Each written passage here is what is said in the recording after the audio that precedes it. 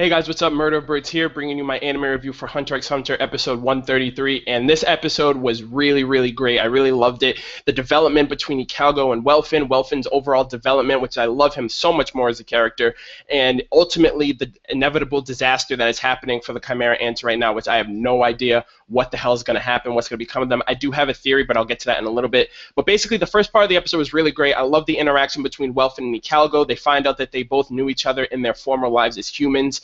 And ultimately, I feel like Icalgo, being a sport and, relaying to Welfin, letting him, having him put his guard down and being able to trust him. I feel also as Welfin is redeemed in my eyes with the things that he's done thus far with being a skeptic and for a little bit also being against this whole plan of, hey, I got to save my ass, and then to the point he realizes that he was a human before he was an ant, and the fact that he has to deal with the enemies at hand, which are the Royal Guards, which is Meruem, and I really do enjoy that, and I feel like his development's a lot better. I'm actually looking forward to Welfin and his actions and what he's going to do next episode, because I feel like that is pivotal from the preview and from what was expressed during this episode.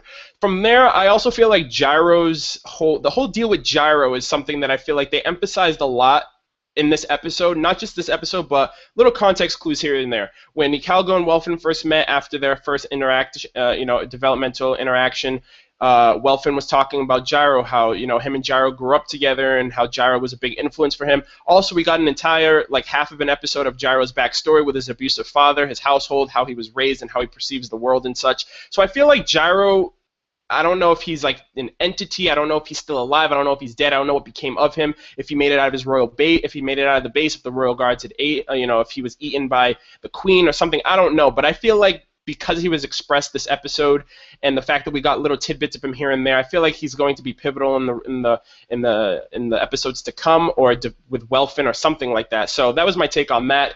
The king is coming closer and closer to finding out exactly what he's missing in his memories, which is Komugi. He found one of the Gungi pieces that Poof failed to get rid of, and then he started drawing the Gungi board on the floor when Poof went to inform him that Yuppie died.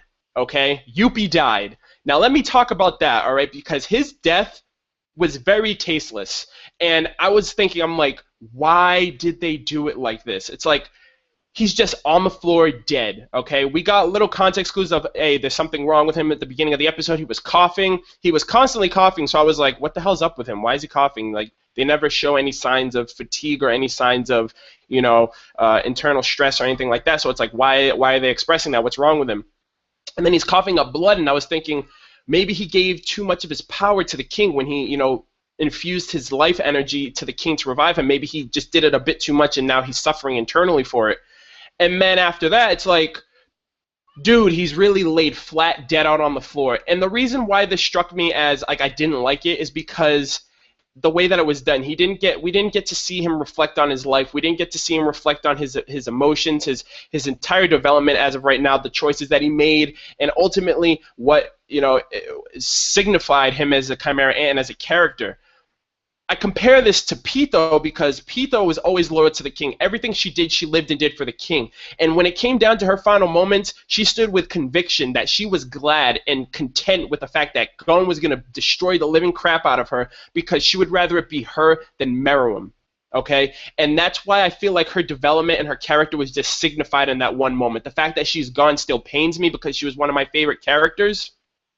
But the fact that she stood with conviction, and even after death, she still didn't give up with her main task of killing Gon, and that's one of the reasons why I feel like, in comparison to Pitho, Yuppie's death was very insignificant, and I felt really bad for the fact that he didn't really get a very honorable death. Maybe, hopefully, with the fact that Welfin did confront him with questions before his death, and the fact that Welfin's abilities don't really damage anybody, hopefully we'll get a little bit of a flashback regarding the questions that Welfin asked, and maybe we'll get the last few minutes or seconds of Yuppie before his demise. But I just really didn't like that part. It just was very off-putting to me, with the fact that I understand the king's probably going to get some good development, expecting Poof to be punished for what he's done, and Pitho did go out very honorably, very righteously. So that's something else that stood out to me that I really was a little iffy on. From there, Palm has some type of, I don't know what the hell she has, but she has some type of beyond clairvoyance, because it's like, where was she coming from with all of this information, with all of this tactical stuff of we have to hide Komugi, we have to do this, we have to do that, we have to buy time because the king is going to die soon.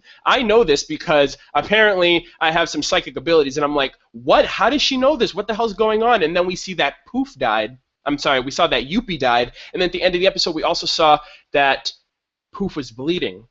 Now, I don't think this is a Chimera Ant thing because people, characters like Icalgo, Bravada's still out, Welfin isn't affected, but the constant here is that she's claiming that the king's gonna die, Yuppie's already dead, and Poof seems to be going through the same type of phase that Yuppie just went through. Now, the reason why this theory is coming up for me right now is because it was expressed this episode, which is the miniature rose. The miniature rose was expressed, I think, 2 or 3 times this episode, as picture portrayals, and it really got me thinking. I was like, okay. At first, I thought it was some kind of internal kind of thing. Maybe their emotions, with them being ants and their human emotions, are reaching the breaking point, and that's fucking them up internally. That's my first thought. And then I thought, wait, miniature rose. Miniature rose is really pretty much like an emphasis on the atomic bomb in reality. The atomic bomb, when it blows up, it produces radiation. And I was thinking, I'm like, that's what it was. It was the radiation from the miniature rose, because when they went to go find the king, they went inside of all that toxin, all the gases, and the lava and stuff like that, and they were around that area for a very long time to revive him and then talk to him and stuff like that, and then move back to the palace. And I'm just thinking, I'm like, oh my god, because now the build-up transition is so much more on an emotional level, because if that in turn is what is happening, if the miniature rose after effects of the radiation is affecting them now to the point where it's decomposing them from the inside out and they're eventually going to die like Yuppie did, Poof seems like he's going through the same transition, and Palm is also saying that the king's going to be dead within the hour. The transition now is not, oh my god, the king's OP mega hacks, who's going to stop him? No one's going to be able to stop the king. Now, for me personally, it's the king has to find Komugi. His entire development has been focused around this one character, the fact that this character has changed who he is inside and out. He's both an ant, but with human-like qualities. He knows what it's like to protect. He knows what it's like to, be honorable, and to be honorable and have admiration for your opponent. He knows what it's like to essentially probably even love Komugi. I don't really know that much, but it's the fact of, I need these two characters to find each other before the king dies, because oh my goodness, if he doesn't find her, I'm going to be so livid. I'm going to be so pissed. But it's like, and also she's like in a box somewhere. I thought that was probably one of the funniest parts, because not only is she blind, but if she wakes up and she's like, oh my god, where am I? She's probably going to think she was buried alive or something.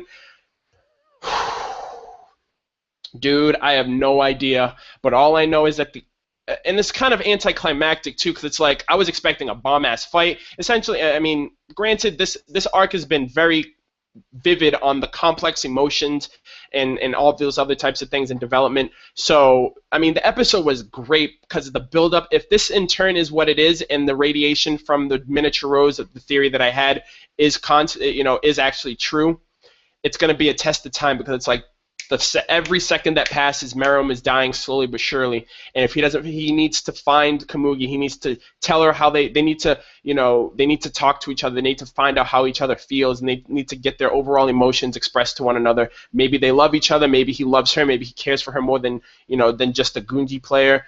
But great episode, phenomenal episode. Let me know what you guys thought about the episode overall. I thought it was a very great episode. Welfin was really awesome. I'm looking forward to his development. The king's coming to better conclusions of finding Komugi. This whole thing with the ants just dying, falling, just dead Yuppie. I really hope we get some back, a little bit of a flashback to see his final moments.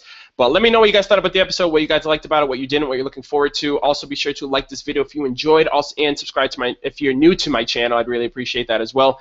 But thanks a lot, guys, and I will catch you guys next week. Take care.